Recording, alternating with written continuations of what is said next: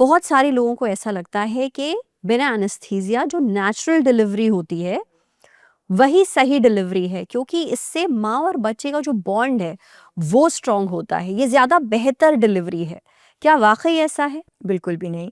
सबसे पहले नेचुरल जैसा कुछ है ही नहीं, दोनों ही डिलीवरीज़ नेचुरल हैं। एक वजाइनल है और एक एब्डोमिनल है, वही एक सिर्फ डिफरेंस है। जो सिजेरियन जिसको हम कहते सिजेरियन हैं। जो है बस, और कोई दिक्कत नहीं है। पहले के ज़माने में ये जो नेचुरल या फिर नॉर्मल डिलीवरी जैसे कि कहते हैं उसको बहुत सुपीरियर माना जाता था, क्योंकि 6-6, 7-7, 8-8, 9-9 बच्चे होते थे हर परिवार में।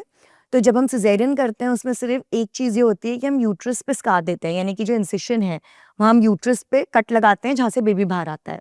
तो यूट्रस एक ऑर्गन है, हम उसको बार बार नहीं काट सकते हैं।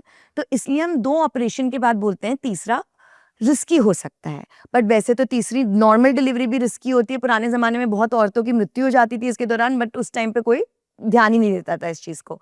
तो ऐसा बिल्कुल भी नहीं है कि नेचुरल जो नॉर्मल वजाइनल बर्थ है उससे कोई आपकी ममता बढ़ेगी या आपने कुछ बड़ा सैक्रिफाइस किया है।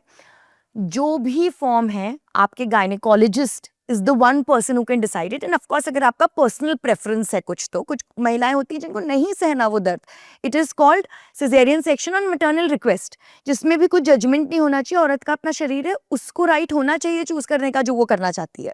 लेकिन अगर हम बच्चे के पॉइंट ऑफ व्यू से और उसके मेडिकल आउटकम के पॉइंट ऑफ व्यू से बात करें तो दोनों ही इक्वली सेफ हैं।